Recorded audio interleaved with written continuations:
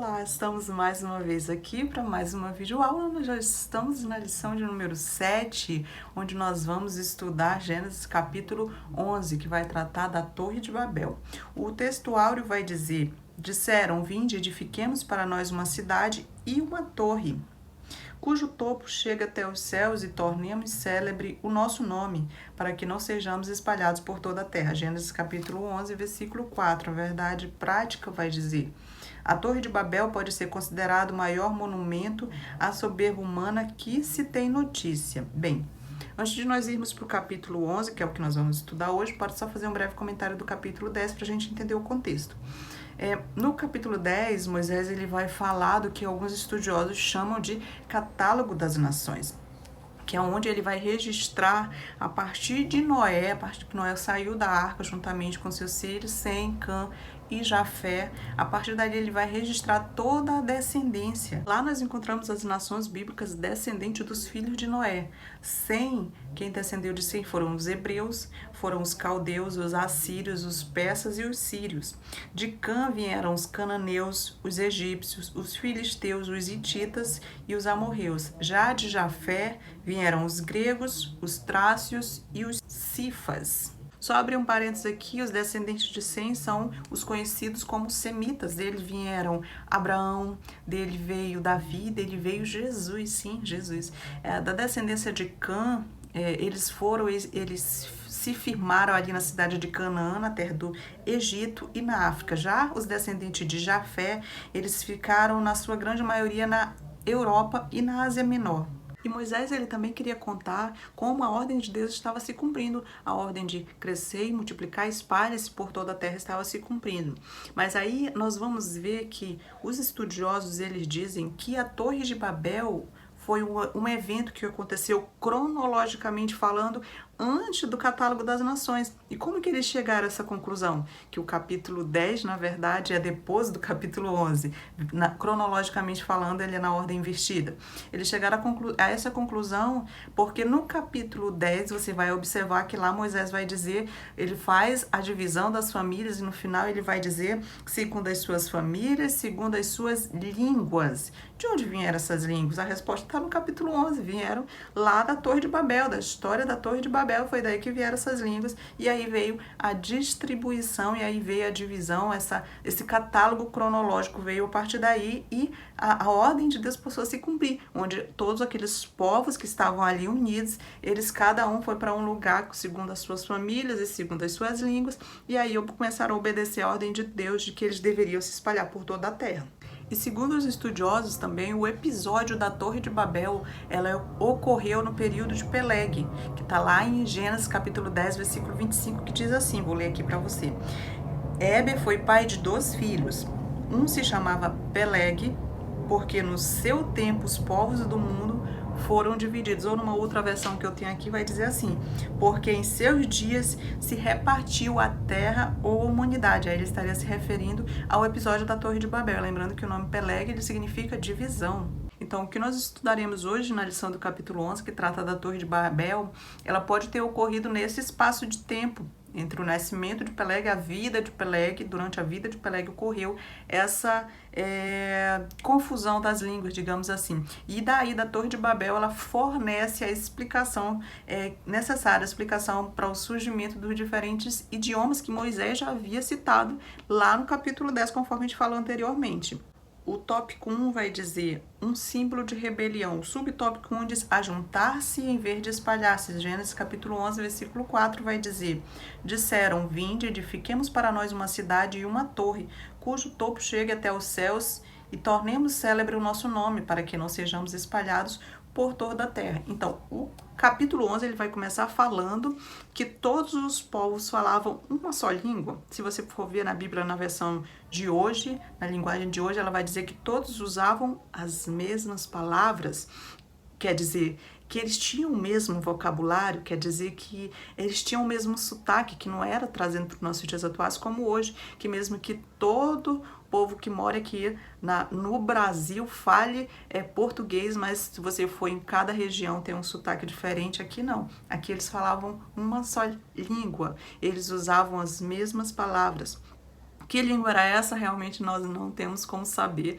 Estudos não comprovam nada de que língua era essa. Sabemos apenas que esta língua era a mesma língua que foi usada por Adão e Eva, a mesma língua que era usada antes do dilúvio, a mesma língua que foi usada depois que Noé saiu da arca com seus filhos, era essa mesma língua que era usada. Daí então Moisés vai registrar a migração dos filhos de Noé saindo do Oriente. Por que saindo do Oriente? Porque foi ali onde parou a arca parou no Oriente. Então eles vão sair da arca, saem do Oriente e começam uma migração. E nessa migração eles vão e chegam até o Vale de Siná, que fica ali regado pelos rios Tigre e Eufrates, um lugar propício, um lugar fértil, um lugar abundante. Então eles vão e chegam ali, que é conhecido como a região de Siná, o Vale de Siná, que futuramente vai se tornar a Mesopotâmia, sim, a Mesopotâmia. E eles resolvem se estabelecer ali, contrariando a vontade de Deus, contrariando a ordem direta de Deus, que já havia dito: espalhem-se por toda a terra. E essa ordem já havia sido dada 2 vezes. Uma vez havia sido dada para Adão e na segunda vez havia sido dada para Noé, quando ele saiu da arca. Então eles vão contrariando a ordem direta de Deus. Eles já instalados na Mesopotâmia, agora eles tomam uma decisão. Eles decidem construir ali uma cidade e construir uma torre. A gente vê aqui que essa foi uma decisão que eles tomaram sem consultar a Deus. Eles tomaram essa decisão sem colocar Deus nos seus planos. Quando eles dizem: venham, façamos uma cidade, venham, façamos uma torre. Quando chega nesse momento, o homem ali, ele está decidindo agir por sua própria vontade, tomar sua própria decisão, agir pelo seu próprio desejo, sem consultar a Deus e sem colocar Deus nos seus planos. Nós devemos tomar cuidado para que não façamos isso, para que não tomemos decisões que não inclua Deus no meio, que não tenha Deus como centro, que não tenha Deus no controle das nossas vidas. E foi o que aqueles homens fizeram. Eles decidiram sem incluir Deus nos seus planos. E essa decisão deles era uma afronta direta a Deus, porque aí eles já iam contra uma ordem direta de Deus, que dizia: espalhe-se por toda a terra. E eles vão dizer: não vamos nos espalhar, vamos nos estabelecer aqui na Mesopotâmia. Se nós continuarmos lendo, nós vamos ver que aqueles homens, eles aprendem a fazer tijolos, porque naquele tempo usavam-se pedras para fazer as suas cidades, as suas muralhas, as suas grandes construções.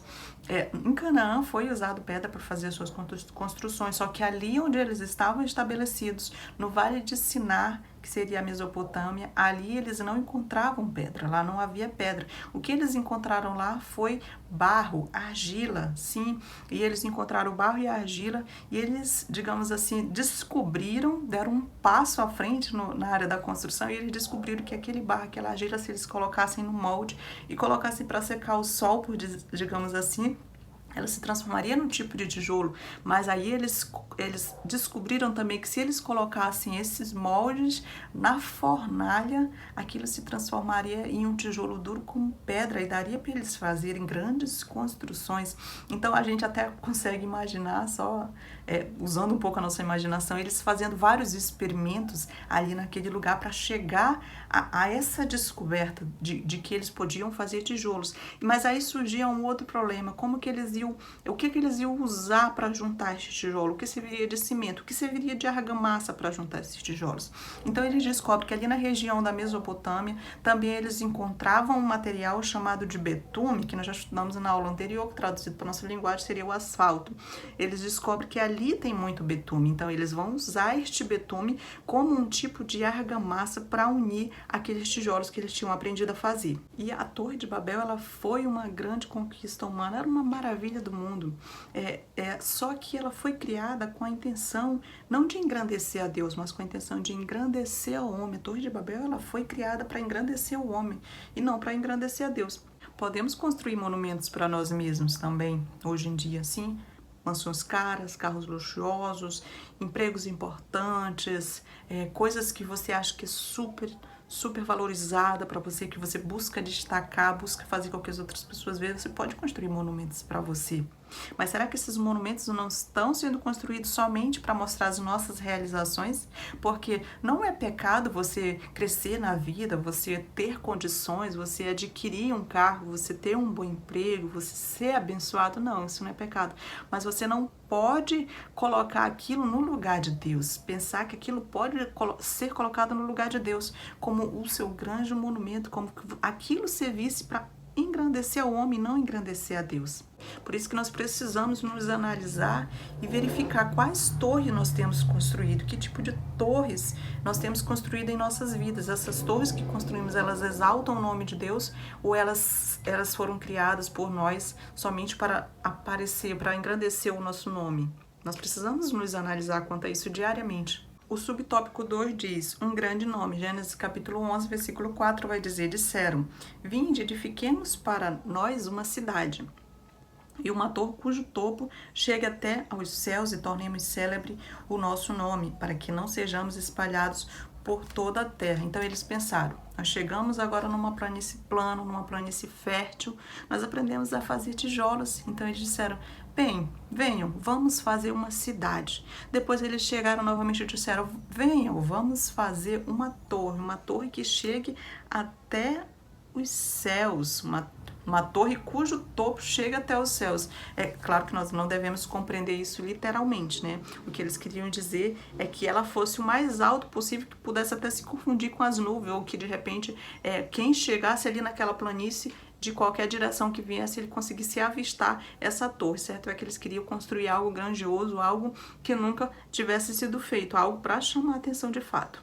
Aí alguém pode pensar, mas se Deus havia mandado que eles se multiplicassem, mandado que eles dominassem sobre a terra, dominassem a natureza, então que mal há neles construírem uma cidade, eles pegarem os materiais que foram dados para ele, a matéria-prima, e eles evoluírem, criarem ali tijolos e começarem a construir uma cidade, construir uma torre.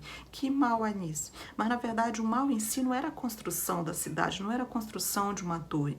O que havia de mal naquilo era a motivação. Era o porquê, era a intenção deles com aquela construção. O mal estava aí. Então, quando ele diz, tornemos o nosso nome célebre, literalmente do hebraico quer dizer, vamos fazer um nome para nós. Vamos nos fazer conhecidos, vamos construir uma cidade para que nós fiquemos conhecidos como aqueles que construíram a maior cidade, como aqueles que construíram a maior torre. Eles queriam trazer toda a glória para si. Em outras palavras, é como se eles dissessem, vamos, venham todos, vamos nos estabelecer aqui nesta planície fértil, tem tudo para nós estamos entre o Rio Tigre e o Eufrates, tem água, a terra é fértil, nós podemos nos estabelecer, vamos criar uma civilização aqui, vamos todos ficar juntos, criar um domínio, criar uma civilização aqui todos nós juntos. E o que eles queriam, o que eles decidiram ali naquele momento é autonomia, ser independente de Deus. Eles procuravam justamente o contrário, em vez de procurar dependência a Deus, eles procuraram ser independente de Deus, não depender de Deus em nada, e eles não colocaram Deus nos seus planos. Então nós também devemos estar atentos, trazendo para a nossa aplicação pessoal, porque nós precisamos, em tudo que formos fazer, nós precisamos sim ter a direção de Deus, nós precisamos colocar Deus em primeiro lugar em todos os nossos planos para que eles deem certo. E o autor da revista ele vai nos chamar a atenção, vai destacar para um tema que é o antropocentrismo, que é quando o homem se torna o centro. E aqui nós vemos que os propósitos dos homens eram sempre para chamar a glória para si, sempre para engrandecer o seu nome, sempre para enaltecer o seu nome, não o nome de Deus. E quando eles dizem, venham, edifiquemos para nós uma cidade, uma torre, sempre chamando para eles. E depois, mais tarde, eles vão dizer, façamos o nosso nome conhecido. Então, sempre eles trazendo, sempre a intenção deles era puxar a glória para eles, era para eles terem um domínio, para eles terem um poder, para eles serem independentes de Deus. Eles não citam o nome de Deus, eles apenas tomam toda a glória para si. É isso que eles estão fazendo. E se a gente for ver, até os dias de hoje, a soberba dos homens ainda busca isso. Quando os homens constroem a maior construção do mundo, o maior prédio do mundo, a maior roda gigante do mundo, sempre o homem buscando chamar essa glória para si, sempre o homem tentando se colocar como centro daquilo. A gente ainda vê muito antropocentrismo hoje em dia. E como o autor da revista bem destaca, isso veio desde o Éden, lá quando Adão e Eva, ele comeu do fruto junto com Eva e ele queria ser igual a Deus, ele queria ter a sabedoria, ele queria ser conhecedor do bem e do mal, e ele queria, desde o início, a gente já vê que o homem, ele querendo sempre puxar a glória que é só de Deus para si. E nós vemos que o autor da revista, ele sabiamente puxa esse tema do antropocentrismo para os nossos dias atuais, e ele faz mais, ele puxa para o nosso meio cristão. Quando ele fala dos cultos antropocêntricos, quando nós vemos isso muito hoje em dia, nos dias atuais nós vemos muito, quando no culto o homem é o centro, não Deus, como deveria ser. Então a gente vê muitas vezes as pessoas amaciando o ego do homem ou amaciando até o pecado do homem para que não tenha uma receita diminuída ou coisa assim. Também nós encontramos nos cultos antropocêntricos, nós encontramos louvores que não exaltam o nome de Deus, louvores que são antropocêntricos, louvores que têm o homem como centro. Então nós devemos sim estar atentos, porque a palavra de Deus diz que quem está de pé, cuide para que não caia. Então, nós precisamos vigiar é a palavra, para nós não cairmos nas armadilhas de Satanás. Tendo sempre em mente que o culto autêntico, ele busca sempre agradar a Deus. Esse é o culto autêntico que nós devemos prestar ao Senhor. A palavra de Deus diz: agrada-te do Senhor e Ele satisfará o desejo do teu coração. Então, muitas vezes nós queremos somente a parte B do versículo, nós queremos que o Senhor realize todos os desejos, que Ele satisfaça todos os desejos do nosso coração, mas nós não queremos buscar a parte A do versículo. Nós não queremos agradar a Deus. Quando Ele diz: agrada-te do Senhor, como que eu vou agradar alguém que eu não conheço? Como vou agradar um Deus que eu não sei o que deixa Ele feliz, do que Ele gosta, como eu posso cultuar Ele da melhor forma, como que eu posso ser diligente em tudo que eu faço para esse Deus, como que eu posso agradar alguém que eu não conheço. Por isso a importância da escola bíblica dominical, porque a escola bíblica dominical é uma ferramenta que vai ensinar o cristão a agradar a Deus de forma diligente, servir a Deus diligentemente, dando sempre o seu melhor. Como a palavra de Deus diz: tudo o que for fazer, faça de todo o coração, como se estivesse fazendo para Deus e não para o homem.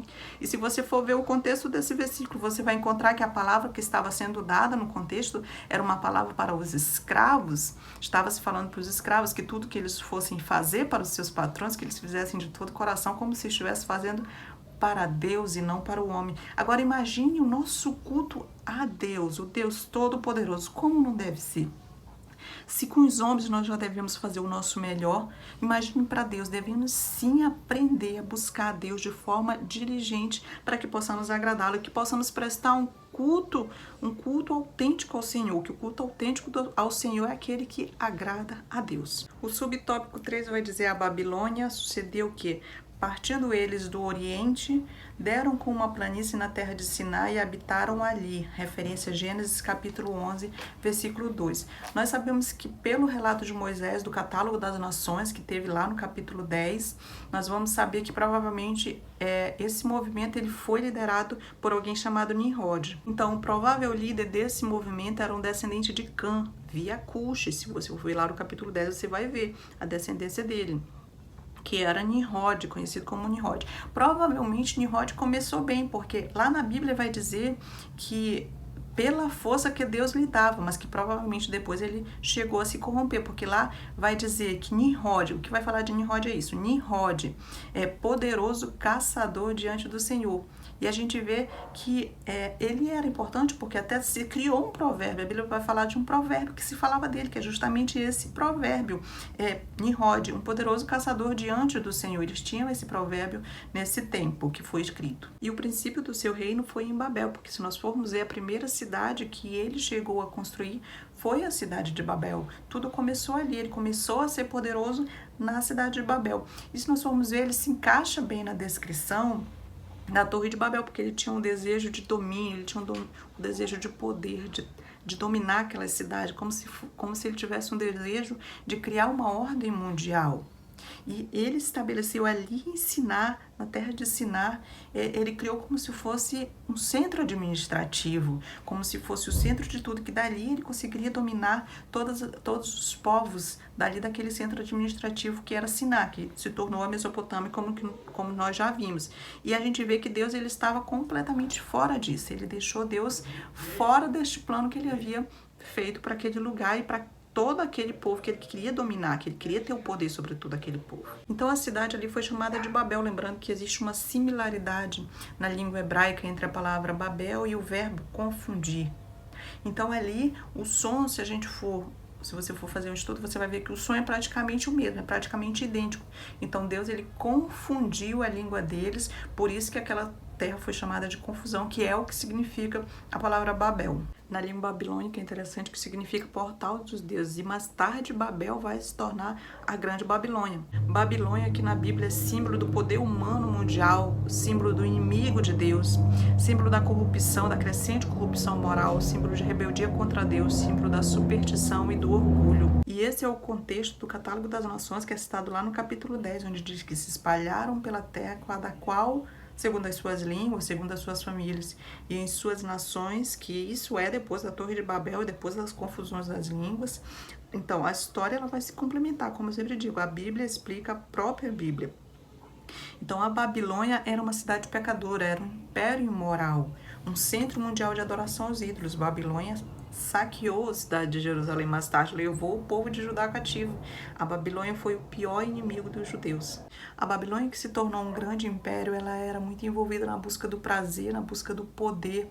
E a Babilônia, ela acreditava, ela afirmava que ela era o único poder sobre a terra, que ela era dona de si mesma, que ela era autossuficiente. Então, a nossa sociedade, se nós formos ver, ela também está dessa forma, ela também está viciada no prazer, ela também está viciada no poder, se nós formos observar. Mas assim como a grande Babilônia caiu, o mundo atual também vai cair diante do poder do Deus Todo-Poderoso. Que nós, como cristãos, nos examinemos diariamente a nossa vida e nos perguntamos a nós mesmos como poderíamos ser mais responsáveis com os nossos talentos, como poderíamos ser mais responsáveis com as posses que Deus entregou nas nossas mãos, para que, como nós poderíamos usar a nossa vida para honrar a Deus e não para honrar nós mesmos, para que nós não possamos cair na armadilha de quando perceber está prestando um culto antropocêntrico. Não, nós devemos sempre buscar colocar Deus no centro de tudo que fazemos, devemos prestar um culto a Deus onde Ele seja o centro e não nós mesmos, sempre esquecendo o nosso eu e colocando Deus em primeiro lugar nas nossas vidas, que Ele é tudo para nós, Ele é o centro, Ele é o mais importante. O tópico 12 vai dizer consequências da rebelião. O subtópico 1 diz centraliza o homem. Disseram, vinde, edifiquemos para nós uma cidade, uma torre cujo topo chegue até os céus e tornemos célebre o nosso nome, para que não sejamos espalhados por toda a terra. Gênesis capítulo 11, versículo 4. Aí vem aquela pergunta, mas quem foi Nimrod? Bem, Nimrod não se sabe muito a respeito da vida dele. O que se sabe é que ele foi um guerreiro heróico, né? E que ele tinha muitas habilidades, ele era um homem muito habilidoso, ele era um bom administrador. Se você for continuar lendo o catálogo das nações, você vai ver que Babel foi apenas o primeiro reino que ele criou. Mais tarde ele criou outras cidades. Se você continuar o estudo, você vai descobrir isso.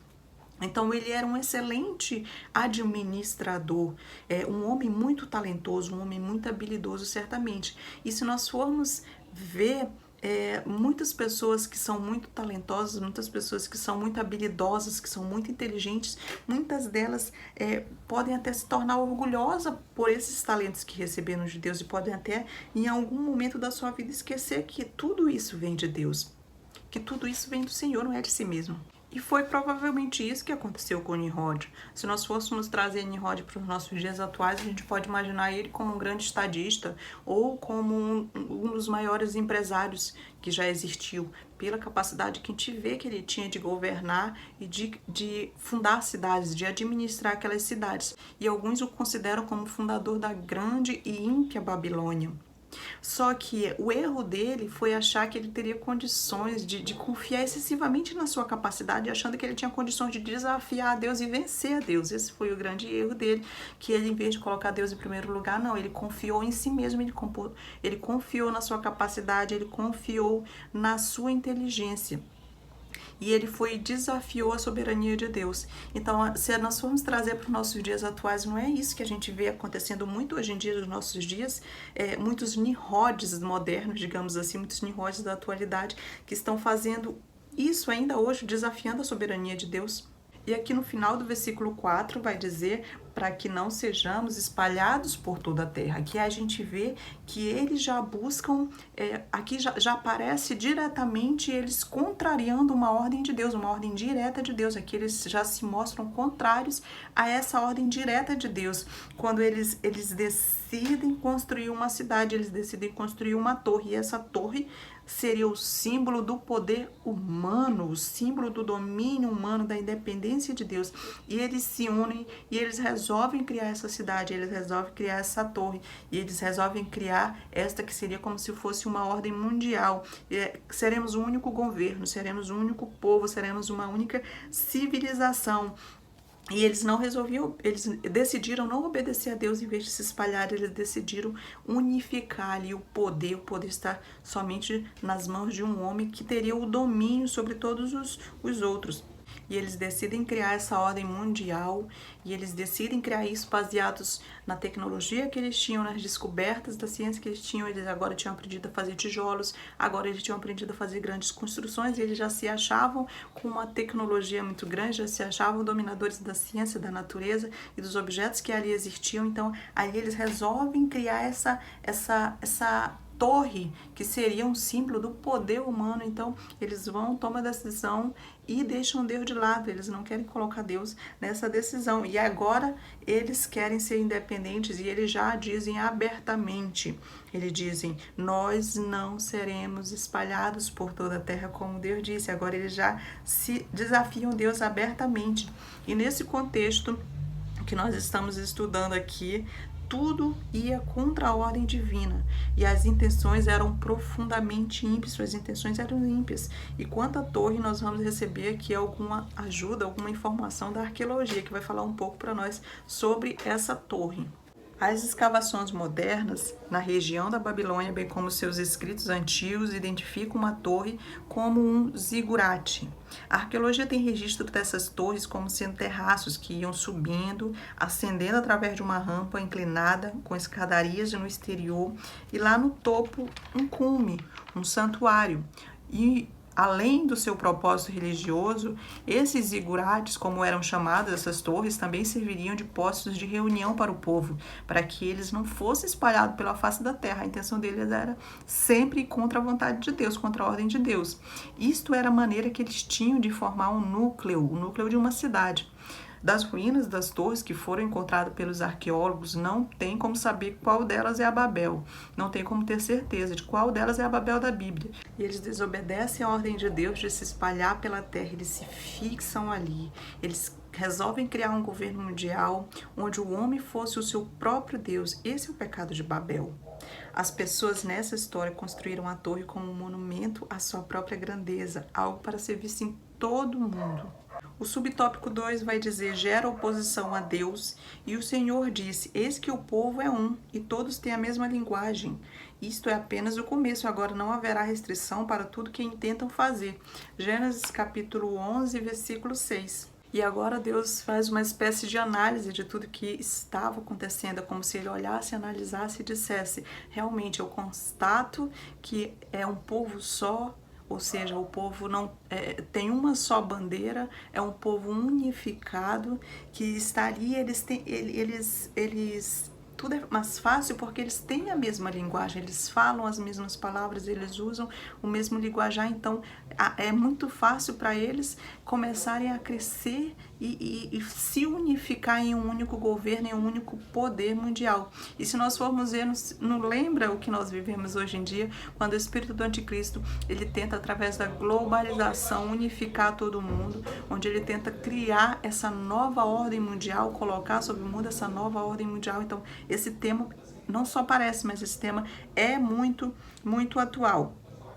Mas eles, se a gente for ver aqui, eles haviam, voltando para o nosso tema, eles haviam se unido ali para se rebelar contra Deus. Eles tinham se unido não para um bem maior, para se aproximar de Deus. A intenção deles era se rebelar contra Deus, para estabelecer justamente um reinado mundial centrado no homem. Isso era apenas o começo da rebelião do homem contra Deus. E Deus chegou a essa constatação. E se nós formos ver, hoje em dia, o mundo ele caminha sempre em oposição a Deus. Tudo que o mundo trama, tudo que o mundo faz, a gente vê que é uma oposição clara a Deus. E a gente nota isso claramente nas mídias, a gente nota isso nas novelas, a gente nota isso nas ideologias de gêneros que são impostas nas escolas, nós notamos isso no carnaval, nos temas utilizados no carnaval, nós verificamos isso nas novelas, nos desenhos subliminares. Então o mundo, tudo no mundo, ele se opõe ao que é de Deus, se opõe ao que é Deus. E Deus, se nós formos ver, ele não estava preocupado que o homem fosse subir até o céu, chegando lá, derrubar ele lá de cima. Não, a preocupação de Deus não era essa.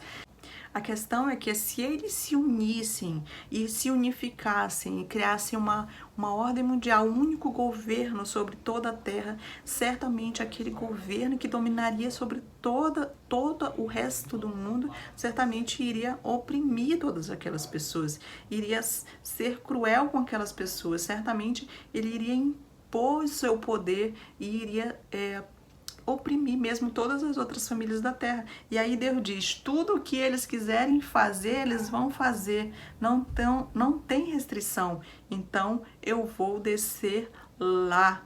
É isso que Deus decide. O subtópico 3 vai dizer, atrai juízo. Destarte o Senhor os dispersou dali pela superfície da terra e cessaram de edificar a cidade. Gênesis capítulo 11, versículo 8. 1 Samuel capítulo 15, versículo 23 vai dizer, pois a rebeldia é como o pecado da feitiçaria. Rebelião e teimosia são sérios pecados. Eles envolvem muito mais do que ser independente e firme em seus pensamentos. A Bíblia compara a bruxaria, compara o pecado digno de morte também. Lembremos que Saul tornou-se rebelde e teimoso, então não é de se admirar que o Senhor o rejeitasse e tirasse o seu reino. A rebelião contra Deus talvez seja o pecado mais sério de todos, porque ao se rebelar, a pessoa ela fecha a porta para o perdão, para a restauração com o Senhor. Se a gente for ver nessa história, as desculpas de Saul chegaram ao fim.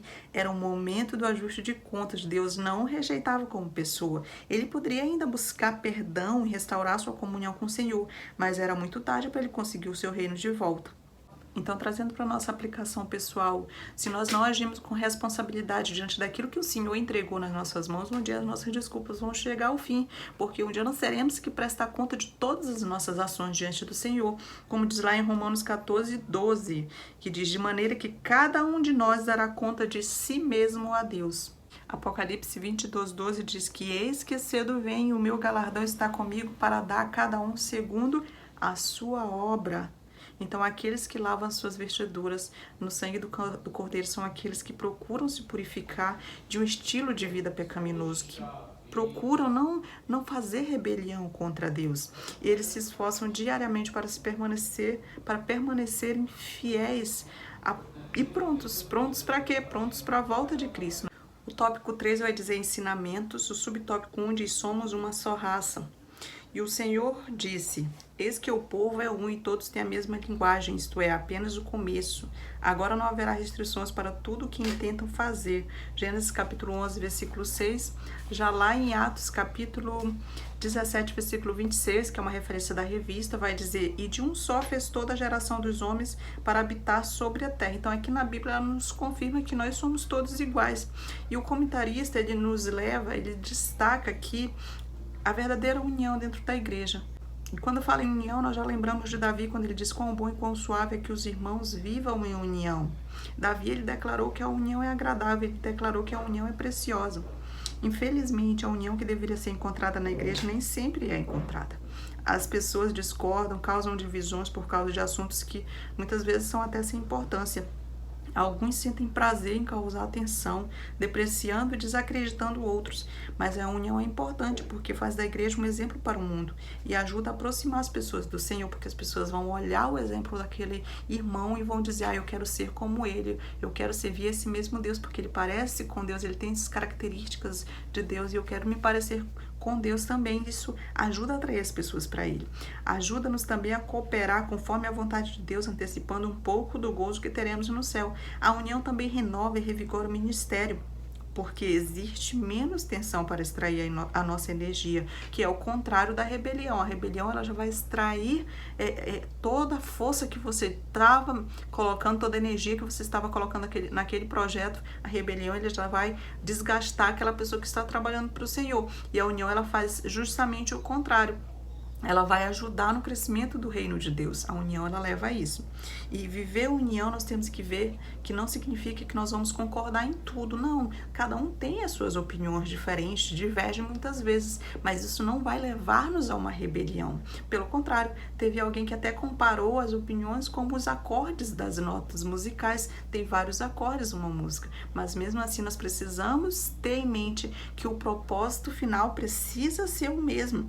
Nós devemos concordar assim no propósito da nossa vida, que é trabalhar juntos para Deus, em prol do reino de Deus.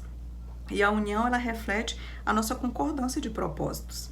E nós precisamos aprender a viver em união, precisamos deixar a rebelião e a discórdia longe de nós, para que vivamos em união, porque aqui é apenas um treinamento. Quando nós chegarmos no céu, nós iremos viver todos juntos em paz, servindo ao único Deus verdadeiro. Aqui na terra nós precisamos também fazer isso, nós precisamos viver em união com os nossos irmãos, amando e entendendo até os pontos fracos dos nossos irmãos e ajudando eles, fazendo, como diz a palavra de Deus, aqueles que são mais fortes na fé, que já são mais qualificados, que estão um passo à frente, que ajudem aqueles que ainda não estão tão fortes assim.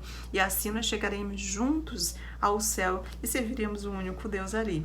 O subtópico 2 vai dizer o indício da Trindade. Gênesis capítulo 11, versículo 7 diz: vinde, desçamos e confundamos ali a sua linguagem, para que um não entenda a linguagem do outro. Nós até já comentamos um pouco a respeito desse assunto da Trindade, que ela já vem aparecendo desde lá no comecinho de Gênesis, quando diz: façamos o homem à nossa imagem e semelhança. Ali ele vai citar essa pluralidade de Deus. Aqui a revista até dá ênfase que nós servimos a um único Deus, mas que nesse Deus subsistem três, que é a pluralidade de Deus, que é composta de Pai, Filho e Espírito Santo. Sim, existe essa pluralidade aqui já, apesar de ser ainda o comecinho da Bíblia, ele já vem mostrando um pouco o que se revelaria 100% lá no Novo Testamento, que é que Deus, o nosso Deus, nele subsistem três, Pai, Filho e Espírito Santo, que ele é sim uma pluralidade. O subtópico 3 vai dizer: melhor obedecer. Gênesis capítulo 11, versículo 9. Chamou-se-lhe por isso o nome de Babel, porque ali confundiu o Senhor a linguagem de toda a terra, e dali o Senhor dispersou por toda a superfície dela. Então aqui nós conseguimos explicar a origem das línguas. Claro que quando Deus fez a confusão da língua, não tinha todas essas línguas que nós temos hoje em dia, evidentemente que não. Que a linguagem, ela foi se desenvolvendo com o passar do tempo. De uma língua originou-se outras línguas e assim foi sucessivamente. Mas certo é que ali Deus confundiu e surgiram línguas diferentes, surgiram novas línguas. E aqui Deus vai nos chamar à obediência. Nós devemos sim obedecer a Deus em agradá-lo, em fazer a sua vontade, buscando conhecer cada vez mais o nosso Senhor, buscando agradá-lo, buscando sempre o caminho da obediência. Se porventura alguém já andou no caminho da rebelião, se já causou discórdia, se já causou briga, onde passa, porque nós somos luz. Onde nós passamos, nós precisamos refletir a luz de Cristo. Se nós passamos em qualquer ambiente, e isso para o cristão não é só dentro do meio cristão, não é só na igreja, não é só entre seus irmãos, é qualquer ambiente que você passa, você como cristão tem por obrigação ser diferente, você tem como obrigação ser luz em meio às trevas. Em qualquer lugar que você passe, você precisa refletir Jesus. As pessoas precisam olhar para você e ver Jesus através de você. Se você, porventura, se nós em nossas vidas façamos uma análise de nós mesmos, se em algum momento eu causei algum tipo de rebelião que afastou qualquer pessoa de Deus, que impediu que aquela pessoa que ainda não servia a Deus se achegasse a Deus por causa de qualquer tipo de desobediência ou de rebelião contra Deus, que eu possa me voltar, que eu possa voltar para os pés do Senhor e voltar a ser luz no meio das trevas, que eu possa fazer a diferença. E aqui a revista diz que a chave da bênção é e sempre será a obediência. Busquemos cada dia mais ser obedientes ao que o Senhor já deixou no seu manual, que se chama a Bíblia. Eu vou ler só aqui a aplicação pessoal que eu achei bem interessante, que diz: obedecer a Jesus é a única forma de vencermos o maior ídolo do ser humano, que é Ele mesmo. Esse é o chamado do Evangelho. Você já o recebeu? Faça essa pergunta para você mesmo e responda para você mesmo. E que o Senhor Jesus venha te abençoar. Ficamos por aqui. Não esqueça de curtir o vídeo, compartilhar. Se puder comentar, ajuda muito o canal. E assim terminamos. Não esqueça de pedir ajuda do Doce Espírito Santo toda vez que for lecionar as suas aulas. Deus te abençoe e até a próxima aula. Tchau!